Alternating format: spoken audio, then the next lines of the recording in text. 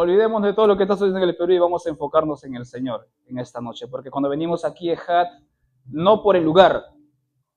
Recuerden eso, que Dios no habita en lugares hechos por manos de hombres. ¿Ok? Dios habita en nuestros corazones. Pero ¿por qué nos sentimos felices y nos olvidamos de todo cuando nos reunimos aquí? Porque como dije una vez, estamos en coinonía, estamos en comunión. Todo el carbón está unido en un solo fuego. Amén. Estamos en Ejat, unidos en un espíritu, que es el espíritu de Dios. Perfecto. Dice un versículo de la Biblia: yo soy la puerta, el que por mí entrare será salvo. Y entrará y saldrá y hallará pastos. Vuelvo a repetir. Dice el Señor Jesús: yo soy la puerta. El que por mí entrare será salvo, y entrará y saldrá y hallará pastos. Juan 10:9. Anótelo para que tengan ahí. El día que el Señor dispuso para su juicio, escuchen bien, el día que el Señor dispuso para su juicio y a la vez para mostrar su misericordia, el pueblo de Israel tenía que hacer sacrificio de un cordero inocente, de un cordero puro, sin manchas, perfecto. Y luego usar la sangre para pintar en los lindeles y puertas de las casas donde estaban los hebreos. ¿Para qué? Para que el ángel de la muerte pase de largo. Y después de ello los hebreos tenían que comer la carne de ese cordero, que era puro, que era limpio, que era sacrificado para Dios. ¿Tiene algo que ver esto con Cristo? ¿Tiene algo que ver esto con Cristo? Si es así, ¿en qué repercuye en nuestras vidas? ¿En qué influye en nuestras vidas?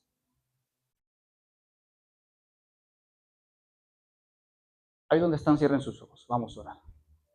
Padre amado, Señor mío, te damos gracias una vez más por un domingo, Señor, que nos reunimos aquí con tus hijos e hijas en tu casa de Ejat.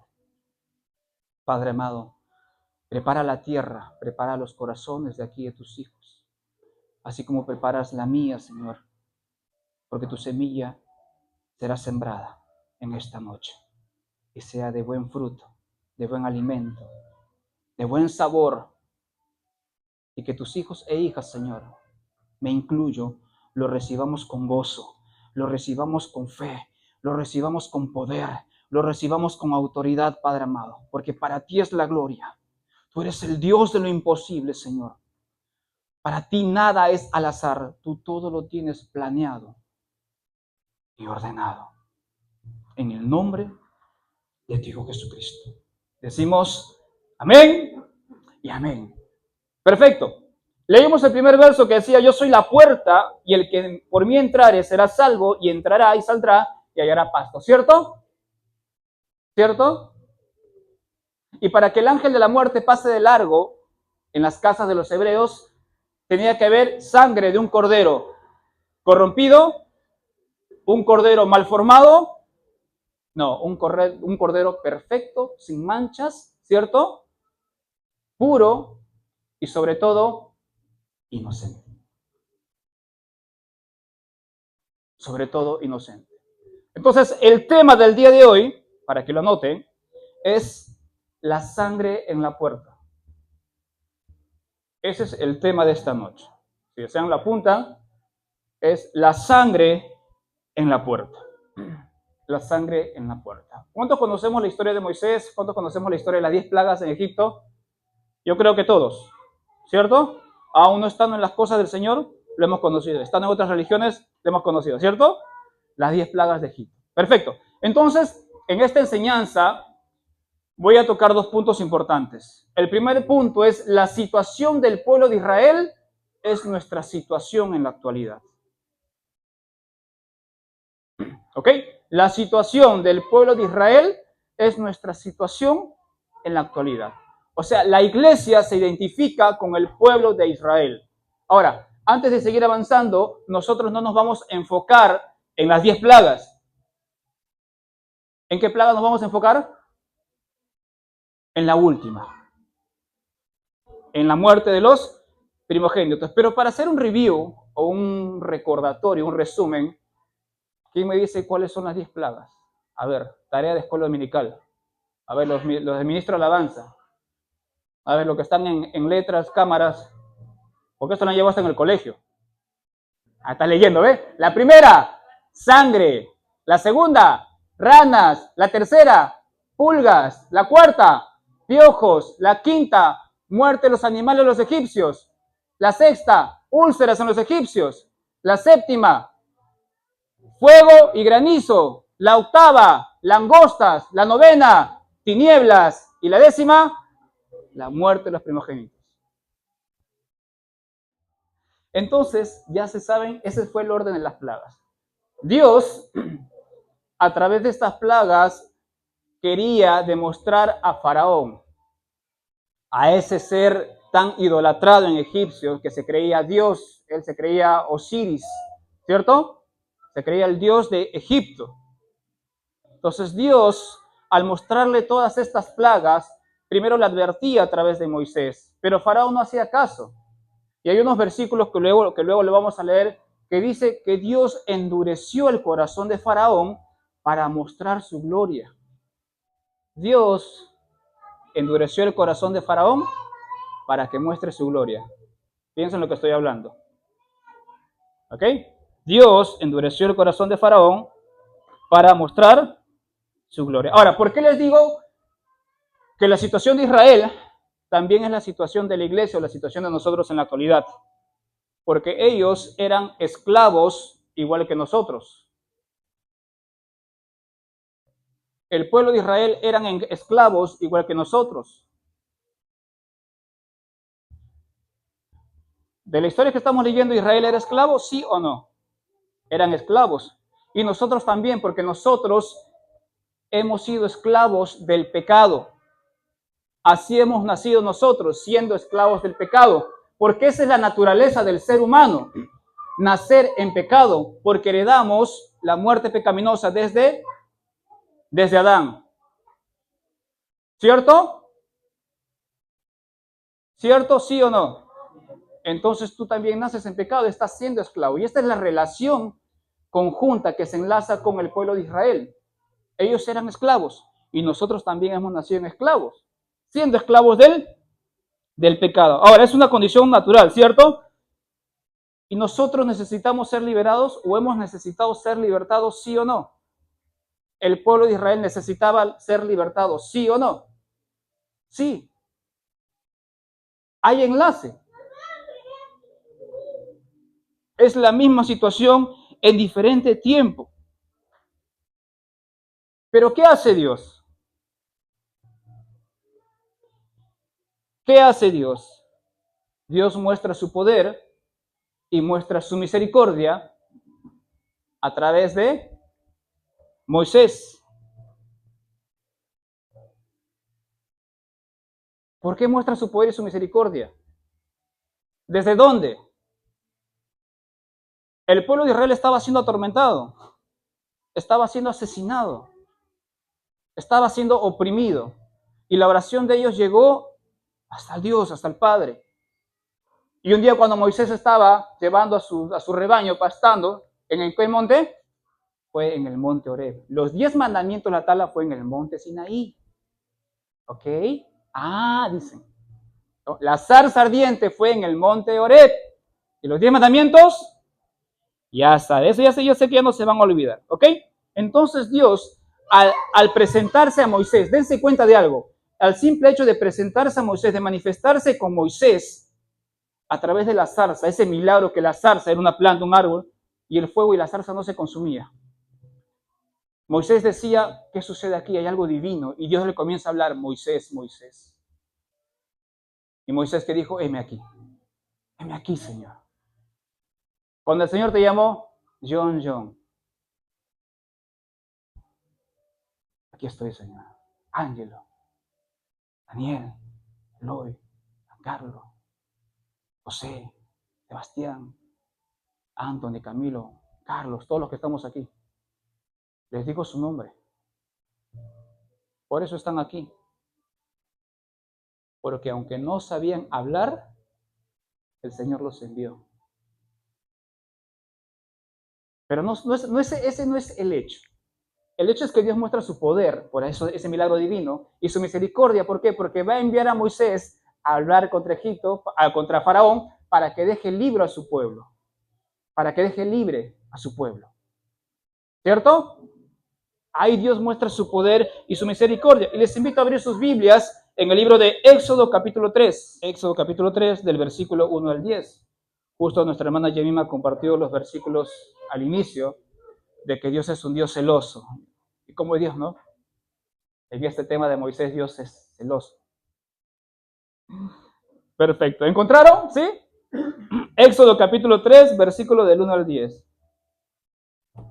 Es una enseñanza, una historia muy bonita, que nosotros ya lo sabemos, pero nos vamos a profundizar un poco más, porque el enfoque final es una frase clave. Es algo simple, lo que les he leído al inicio. ¿Sí? ¿Lo tenemos? Éxodo capítulo 3, versículo del 1 al 10. Síganme por favor con la lectura, dice así. Apacentando, dice Moisés, las ovejas de Yetro. ¿Quién era Yetro? Su suegro, muy bien, ahí eso sí. Sacerdote de Madián, llevó las ovejas a través del desierto y llegó hasta ¿dónde? ¿Sinaí? ¿Ya ven? Ya se confirma. ¿Dónde se le presentó la zarza? En Horeb, listo, ahí está confirmado. Monte de Dios, ¿ves? Monte de Horeb. Y se le apareció el ángel de Jehová. ¿Quién es el ángel de Jehová? Jesucristo. En una llama de fuego, en medio de una zarza, y él miró y vio que la zarza ardía en fuego y la zarza no se consumía. Entonces Moisés dijo, iré yo ahora y veré esta grande visión, porque ¿por qué causa la zarza no se quema? Viendo Jehová que él iba a verlo, llamó Dios de en medio de la zarza y dijo, Moisés, Moisés, pon ahí tu nombre. Y él respondió, heme aquí. Y dijo, no te acerques, quita tu calzado de tus pies, porque el lugar en que tú estás, tierra santa, es. Y dijo, yo soy el Dios de tu padre, Dios de Abraham, Dios de Isaac y Dios de Jacob. Entonces Moisés cubrió su rostro porque tuvo miedo de mirar a Dios. Dijo luego Jehová, bien he visto la aflicción de mi pueblo que está en Egipto y he oído su clamor a causa de sus exactores, pues he conocido sus angustias. Y he descendido para librarlos de mano de los egipcios y sacarlos de aquella tierra a una tierra buena y ancha, a tierra que fluye leche y miel, a los lugares del cananeo, del eteo, del amorreo, del fereceo, del heveo y del jebuseo. El clamor pues de los hijos de Israel ha venido delante de mí, y también he visto la opresión con que los egipcios los oprimen.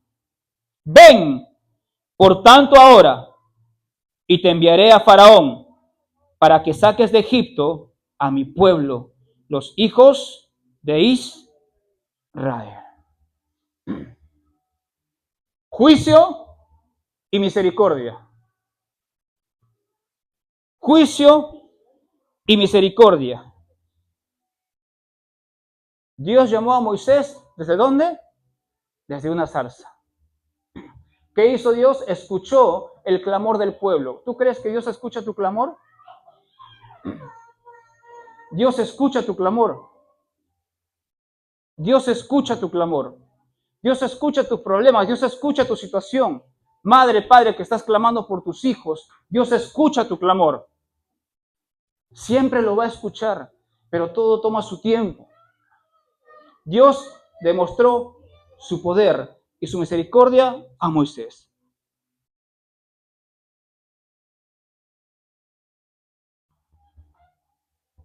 ¿Y luego qué hizo? ¿Qué más hizo Dios? Comenzó a ordenar. Comenzó a ordenar. comenzó a dar unos mandamientos para que el pueblo de Israel obedezca. ¿El pueblo de Israel obedeció?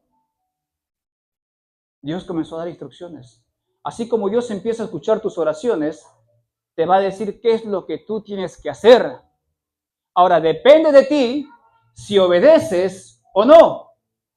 Si el pueblo de Israel no obedecía, ¿iban a ser liberados? No. Si tú no obedeces los mandamientos de Dios, no vas a ser liberado. No vas a ser liberado. Éxodo capítulo 11. Éxodo capítulo 11, verso 4 al 7. Dice, dijo pues Moisés, Jehová ha dicho así. Dios comenzó a dar órdenes, ¿ok? Y Moisés comienza a dictarlo al pueblo de Israel y a Faraón. Dijo pues Moisés, Jehová ha dicho así, a la medianoche, ¿qué dice? Yo saldré por en medio de Egipto y morirá todo primogénito en tierra de Egipto, desde el primogénito de Faraón, que se siente en su trono, hasta el primogénito de la sierva que está tras el molino, y todo primogénito de las bestias. Y habrá gran clamor por toda la tierra de Egipto, cual nunca hubo ni jamás habrá. Pero contra todos los hijos de Israel, que dice, desde el hombre hasta la bestia, ni un perro moverá su lengua, para que sepáis que Jehová hace diferencia entre los egipcios y los israelitas. ¿Qué sucedía si el pueblo de Israel no hacía caso? Moría. ¿Los egipcios hicieron caso? No hicieron caso. Moisés le estaba advirtiendo a Faraón, deja ir al pueblo de Israel, déjanos ir para adorar a nuestro Dios. Y Faraón, a pesar de todas las 9 plagas anteriores que Dios le había mostrado, le había hecho ver, aún así no quiso hacer caso. Es donde dice Dios que endureció el corazón de Faraón. ¿Y qué significa endurecer el corazón de Faraón? Sonaría contradictorio, ¿cierto? Se alejó de su presencia. En cada plaga que Dios le mostraba a Faraón, le decía, por favor, deja ir a mi pueblo. Por favor, deja ir a mi pueblo. Por favor, deja ir a mi pueblo. Dios estaba como que evitando que Faraón sea tocado, que sus hijos, que los primogénitos, que su propio pueblo, estaba evitando que sea tocado, que sea castigado. Le estaba advirtiendo 9 veces. ¿Cuántas veces te has alejado de Dios? ¿Cuántas veces desobedecemos a Dios?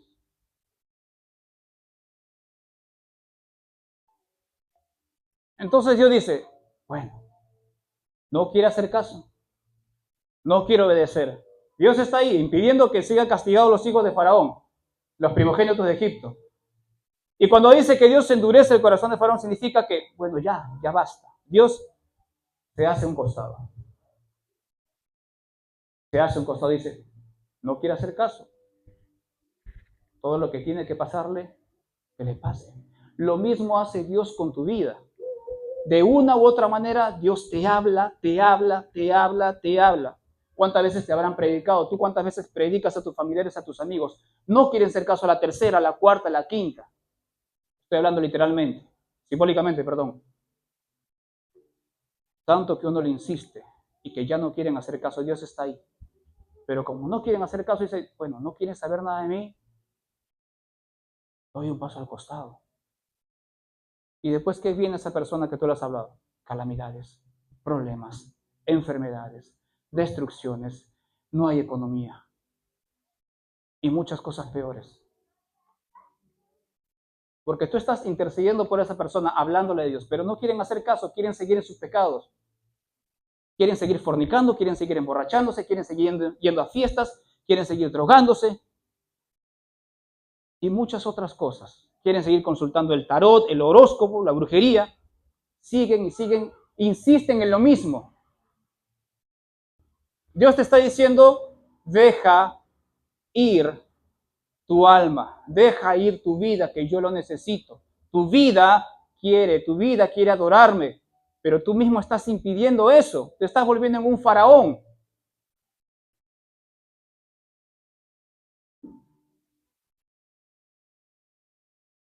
un problema, dos problemas que dicen en tu vida y te pones a llorar y dices, Dios no está conmigo. Dios está ahí protegiéndote. Dios está ahí llorando contigo. Pero tú lloras, recuérdense que la tristeza no es arrepentimiento, solo es una emoción. Porque si esa tristeza, esas lágrimas no cortan con el arrepentimiento verdadero, no sirve, solamente es una emoción. No matas tus obras muertas, no dejas, perdón, tus obras muertas, sigues en lo mismo. Entonces Dios te insiste. Dios es muy cariñoso. Su misericordia es indescriptible, es inexplicable.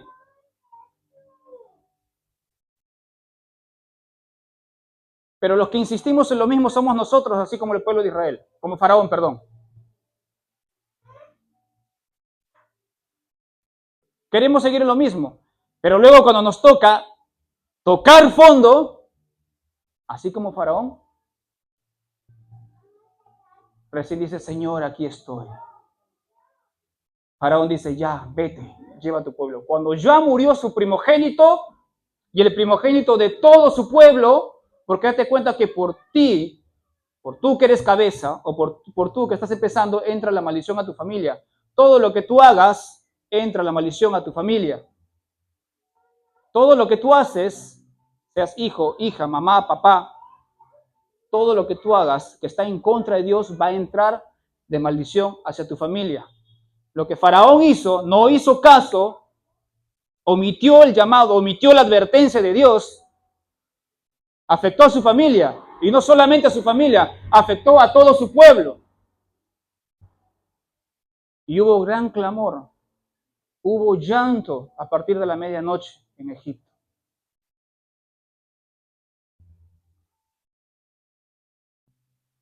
¿Cuándo vas a soltar tu alma y tu vida para que adore a Dios en espíritu y en verdad? ¿Cuándo vas a dejar que tu vida, que tu alma vaya al desierto a prepararse, ahí donde no hay nada, para que comience a adorar a Dios en espíritu y en verdad? No es adorar a Dios en las comodidades, es adorar a Dios en los problemas, en las circunstancias que estamos pasando.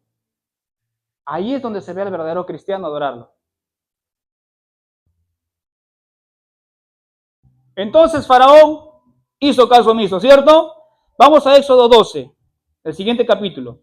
Vamos a leer versos saltados para que sea más resumido, ¿ok? Vamos a leer versos saltados. Capítulo 12, vamos con el verso 3. Me siguen, por favor. Verso 3 dice, hablad a toda la congregación de Israel diciendo, en el 10 de este mes, tómese cada uno un cordero, ¿cierto? ¿Dónde me quedé? En el 3. Sí, tómese cada uno un cordero según las familias de los padres. ¿Ok? Verso 5. Perdón, ¿dónde me quedé? Ya, según el cordero de los padres, un cordero por familia. Verso 5.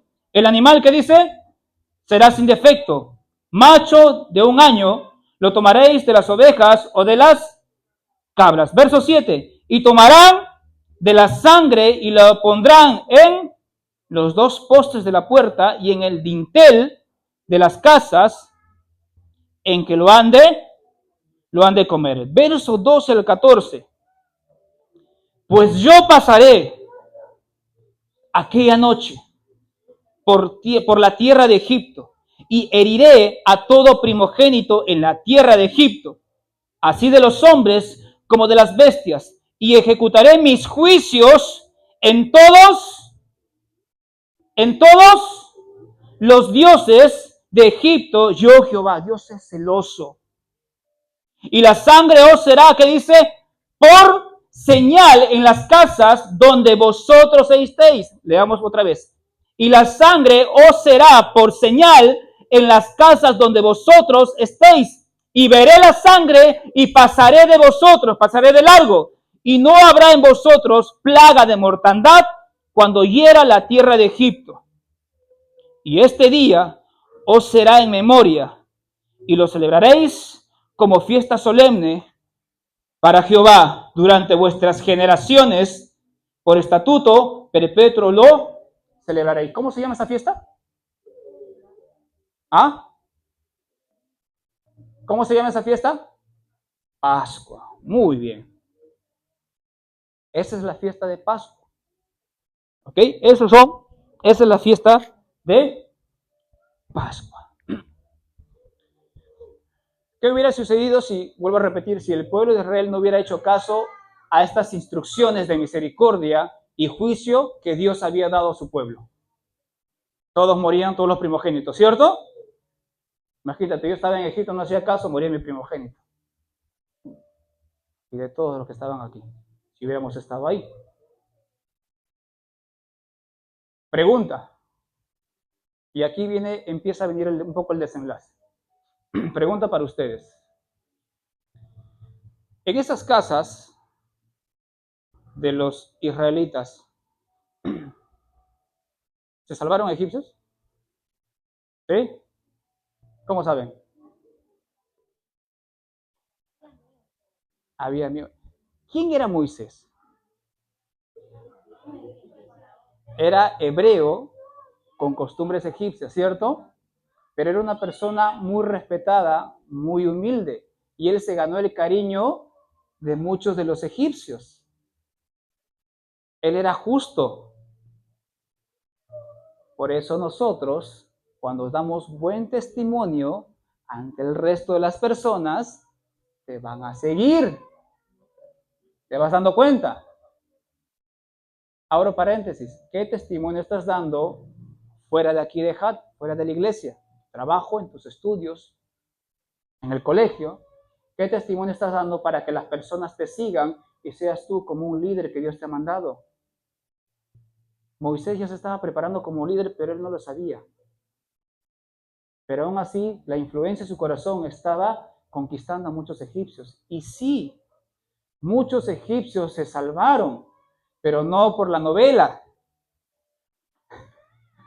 sino que lo podemos comprobar bíblicamente. Siempre se comprueba bíblicamente, porque no podemos hablar más allá de lo que no está en la palabra de Dios. Miren en el mismo capítulo 12, lean el versículo 38. Hermana Ethel, por favor. ¿Qué dice? A ver, vamos a leerlo todos juntos en la pantalla. Yo sé que todos lo han encontrado, vamos a leerlo. Dice, Moisés comenzó a irse, ¿cierto? El subtítulo es que todos comenzaron el largo viaje. Faraón les dice, vete, ¿cierto? Y Moisés comienza a irse de Egipto, a salir de Egipto. Dice, también subió con ellos grande multitud. Subrayo lo siguiente, ¿qué dice? De toda clase de gentes. ¿Por qué especifica de toda clase de gentes? Solamente hubiera dicho, también subió ellos con grande multitud del pueblo, nada más. Hubiera dicho solamente el pueblo salió con Moisés, pero no, dice de toda clase de gentes. Y no solamente había egipcios, también había africanos, que son los etíopes, árabes, había todo tipo de etnia allí en Egipto, porque Egipto era un paraíso lleno de oro y siempre iban a visitar a Faraón, porque Faraón era un hombre muy idolatrado, que se creía Dios. Entonces también ellos estar ahí en tantas fiestas, tantas conmemoraciones, al enterarse que Moisés se había vuelto a los hebreos, ¿ustedes creen que no les causó curiosidad? Moisés, ¿por qué te fuiste? ¿Qué pasó? Si tú eras el príncipe acá, eras el futuro heredero, hasta que peor en vez de Ramsés. Mejor que Ramsés. Y como les dije al inicio, Moisés cautivó, inquietó por su tipo de personalidad y humildad que él era. Era una persona quizás un poco tímida. Les preguntaron, ¿qué pasó contigo?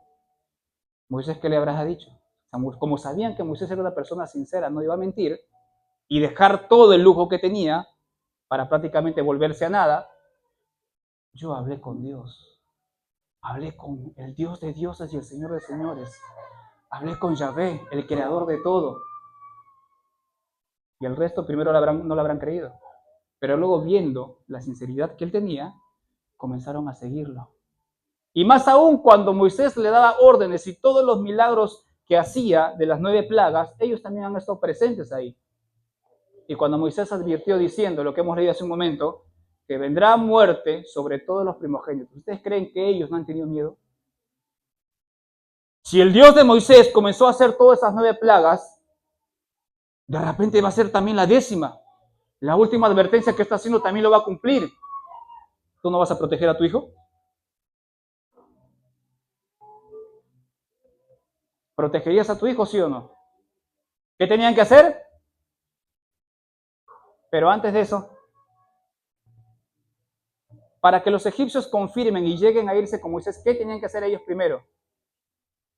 ¿Qué les convenció, qué les terminó de convencer a aquellos egipcios para irse con Moisés? ¿Cómo? No. ¿Cuál es el tema que estamos hablando? Ya, pero ¿qué tenían que hacer entonces los egipcios? ¿Cómo obedecían a Dios? Tenían que unirse a los hebreos en sus casas. Tenían que entrar en las casas de los hebreos, porque los hebreos eran los únicos que podían hacer esto. Ellos eran los primeros autorizados en hacer el sacrificio, los egipcios todavía no. Ellos entraron prácticamente ya por temor. Entraron a la casa y los hebreos con la sangre marcaron. Y a la medianoche el ángel, la muerte comenzó a pasar.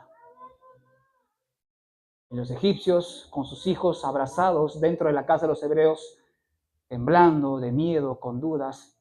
¿Será que seremos salvos? ¿Será que no nos pasará nada? ¿Será, hijito, que no morirás? ¿Te imaginas la tensión en ese momento porque ellos vieron toda la plaga que pasaron?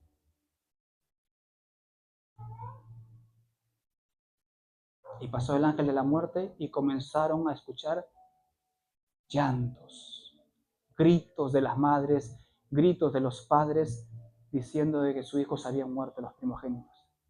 Los egipcios y sus primogénitos estaban ahí vivitos, vivos. Nada les había sucedido. ¿Por qué? Porque obedecieron y estaban dentro de la puerta marcada con sangre.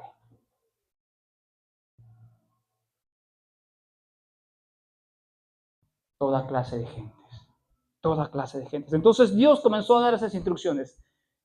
¿Qué hubiera pasado si los egipcios no hubieran hecho caso? Les hubiera sucedido lo que sucedió al resto de los egipcios. Sus hijos primogénitos murieron. Ponte en el lugar un momento de ellos. Sus hijos primogénitos murieron. Era un llanto terrible. Entonces, el Cordero de Dios y su sangre es una muestra de que hablaba de lo que había de venir. El sacrificio de los corderos era sombra en el Antiguo Testamento de lo que iba a venir para el Nuevo Testamento. La sangre de ese cordero limpiaba el pecado del pueblo de Israel, ¿cierto? Con ese sacrificio. Y era una sombra de lo que había de venir. ¿De quién? De Jesucristo. No es secreto que la Biblia nos lleve a Cristo. No es secreto que todos los textos bíblicos nos lleven de frente a Cristo, desde el Antiguo Testamento hasta el Nuevo Testamento, nos llevan a Cristo, porque Él es el protagonista de la revelación. Por Cristo nosotros somos salvados, por su cruz nosotros somos salvos. Él es el único que carga y Él es el único que quita el pecado del mundo, o sea, su iglesia. El sacrificio de esa sangre del Cordero era la sombra de Cristo, de lo que había de venir. Por eso nosotros tenemos esa similitud con el pueblo de Israel, porque ellos eran esclavos y nosotros también éramos esclavos. Ellos necesitaban ser libertados, nosotros también necesitábamos ser libertados. La sangre del Cordero. Ahora, ¿esto era improvisado por Dios? Esto no era improvisado por Dios. Esto era decretado desde la eternidad para la eternidad. Desde la eternidad, tierra, para la eternidad. Y estaba todo planeado por Dios, desde antes de la creación del mundo. El cordero era inocente. Ese corderito,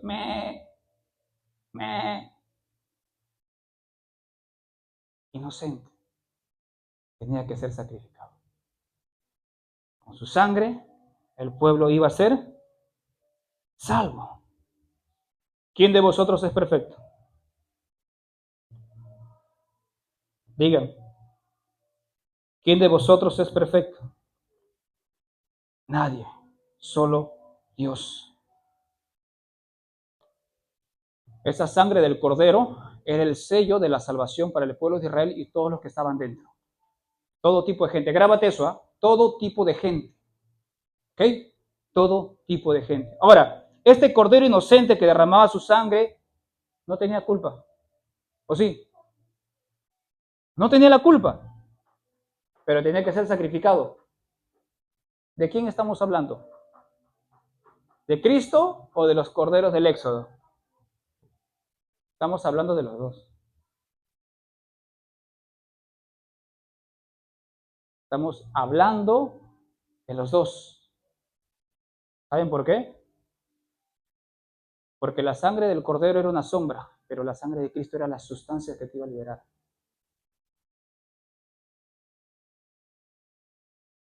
La sangre del cordero era una sombra, era la sombra, pero la sangre de Cristo era la sustancia que te iba a libertar. Todo el sacrificio de los corderos en el Antiguo Testamento era la tipología de Cristo. Nos hablaba de la cristología que iba a venir, de la teología, de la expiación operada para la salvación de Cristo por nosotros. Nada es al azar, todo tiene un porqué, todo está planeado y organizado por Dios, todo encaja. Dice que tus cabellos están contados. Las hojas de los árboles no se caen, si no es por su poder. La naturaleza es total dependencia de Dios. Y tú y nosotros. La sangre de Cristo nos guarda de la ira de Dios. Vamos al libro de Hebreos capítulo 10, versículo 1. Dice, pues ya que la ley solo tiene la sombra de los bienes futuros y no la forma misma de las cosas, nunca puede por los mismos sacrificios que ellos ofrecen continuamente año tras año, hacer perfectos a los que se acercan. ¿Cuál era el sacrificio perfecto que se acercaba? Cristo. Hebreos capítulo 9, versículo 11 al 22. Retrocedemos un capítulo.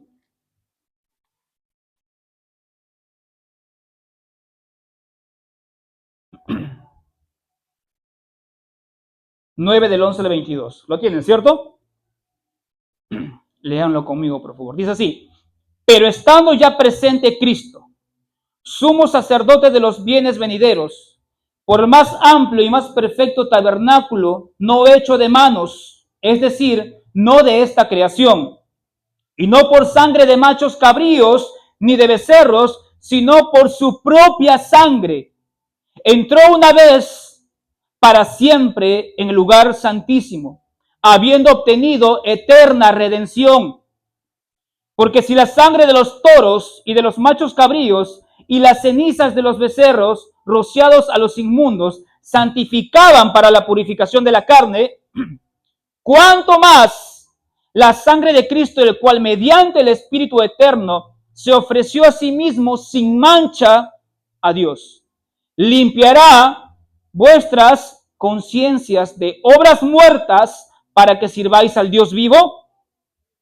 Así que, por eso es mediador de un nuevo pacto, para que interviniendo muerte para la remisión de las transgresiones que había bajo el primer pacto, los llamados reciban la promesa de la herencia eterna. Porque donde hay testamento, que dice, es necesario que intervenga muerte del testador. Si él no muere, no hay testamento para ti, no hay herencia. 16, porque donde hay testamento, es necesario que intervenga muerte del testador. 17, porque el testamento, que dice, con la muerte se confirma, pero no es válido entre tanto que el testador vive, de donde ni aún el primer pacto fue instituido sin sangre, porque habiendo anunciado a Moisés todos los mandamientos de la ley a todo el pueblo, tomó la sangre de los becerros y de los machos cabríos con agua, lana escarlata y hisopo, y roció, ¿qué dice? El mismo libro, y también a todo el pueblo. 20. Diciendo, esta es la sangre del pacto que Dios os ha mandado. Y además de esto, roció también con la sangre el tabernáculo y todos los vasos del ministerio. Y casi todo es purificado según la ley, con sangre. Sin derramamiento de sangre, no hay remisión. Si el cordero del Antiguo Testamento no era sacrificado, no había remisión. ¿Cuánto más ahora que el verdadero Dios hecho carne, inocente, fue sacrificado por ti y por mí?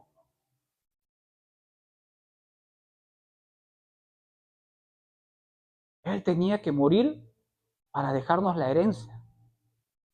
Si Él no moría, no había testamento. Si Él no moría, no había herencia eterna para nosotros.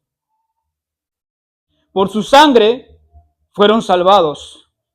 Por su sangre el pueblo de Israel fue guardada. Y al igual que nosotros, esa sangre del Cordero, también nosotros somos libertados.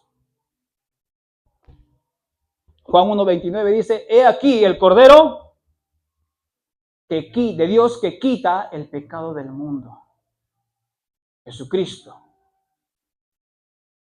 Jesucristo es el único que quitó tu pecado.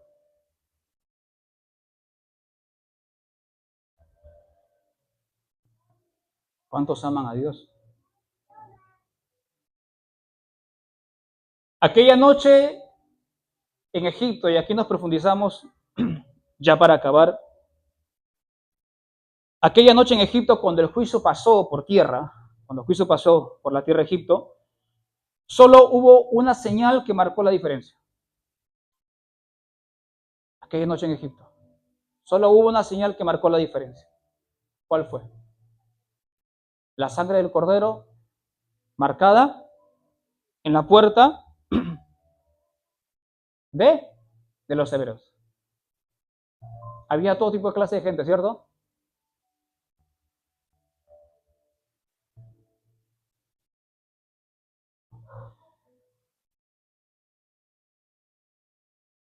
Pasó de largo.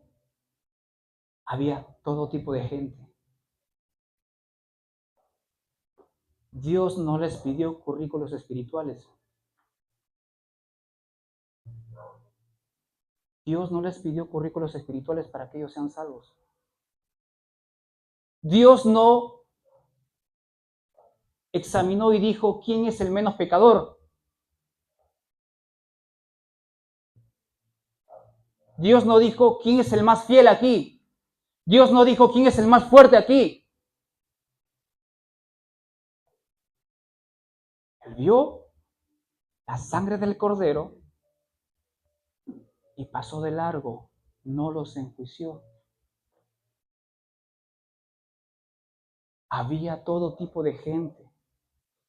Ahí adentro las personas tenían dudas. Ahí adentro todavía había gente idólatra. Ahí adentro todavía había gente pecadora que recién estaban empezando a conocer a Dios.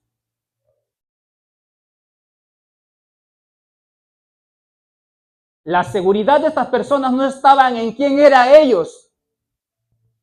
La seguridad que estaban adentro no era en quién eran ellos en ese momento. ¿En qué estaban seguros ellos?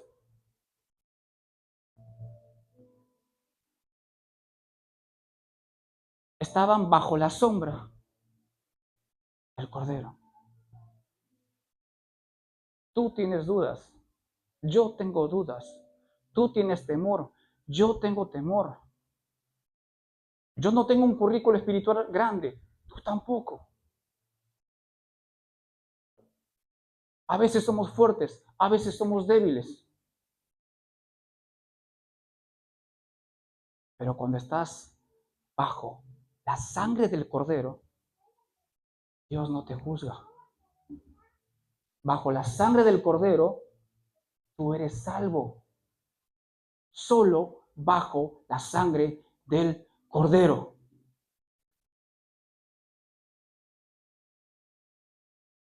Yo soy el camino, la verdad y la vida. Nadie viene al Padre si no es por mí, dice Jesucristo. Nadie viene al Padre si no es por mí, dice Jesucristo. La salvación nunca fue el premio para las personas perfectas. Tú no eras perfecto y no eres perfecto. Yo no era perfecto y no soy perfecto. La salvación era un regalo para las personas que están bajo la sangre de Cristo. No es un regalo para los perfectos.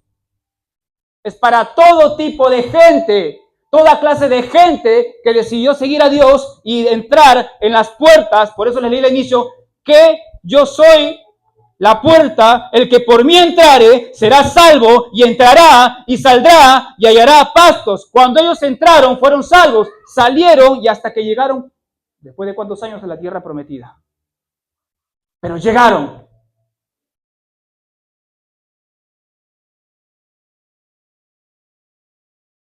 Dios no hace nada al azar. Como les dije hace un momento, lo que preparó de la eternidad vino a la tierra para la eternidad. Cuando Dios mira a los que pertenecen a Cristo, no ve primero sus fracasos. Vuelvo a repetir. Cuando Dios mira a los que pertenecen a Cristo, estamos aquí, pertenecemos a Cristo, no ve primero sus fracasos, ve el sacrificio de su Hijo. La sangre. No ve la deuda, ve el precio pagado. No ve la condena, ve la sangre de su Hijo que habla mejor que aquellos que te acusan. Eso es lo que ve Dios. La sangre de Cristo seguirá hablando, la sangre de Cristo seguirá declarando perdón sobre el culpable, la sangre de Cristo dará gracia sobre el quebrantado, la sangre de Cristo seguirá dando misericordia sobre el arrepentido, la sangre de Cristo estará sobre quien estaba destinado a morir. Todos nosotros estamos destinados a morir, pero por la sangre de Cristo nosotros somos salvos. Ahora, cuando el Rey mire la puerta de tu vida, la pregunta más importante no será, escucha bien, cuando Dios mire tu vida, la puerta de tu vida, la pregunta más importante no será si tú eres digno.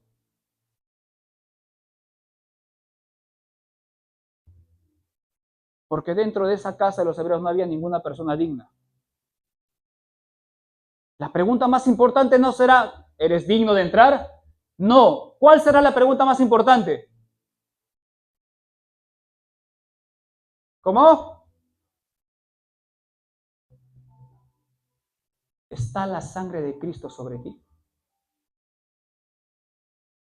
Obviamente quieres ser salvo. ¿Está la sangre de Cristo sobre ti? Pregúntate, ¿está la sangre de Cristo sobre mí? Porque la sangre de Cristo, escuchen bien, no solamente cubre tu pasado. ¿Ok?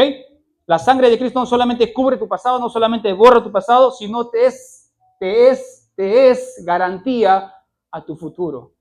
Lo que estaba preparado el eterno, vino a la tierra para lo eterno. Dios vino a recuperar lo que se había perdido. Ama tanto a su creación que dio su propia vida. Nos habíamos perdido, estábamos perdidos. Pero Él nos reconcilió con Dios. Jesucristo nos reconcilió con Dios. El juicio estaba sobre nosotros. El juicio estaba sobre Israel. El juicio estaba sobre Egipto. Pero por la sangre del Cordero, Dios pasó de largo. Así Dios pasa de largo por tu pecado si tú estás arrepentido y estás bajo la sangre de Cristo. ¿Estás bajo la sangre de Cristo? ¿Sí? Pongámonos de pie.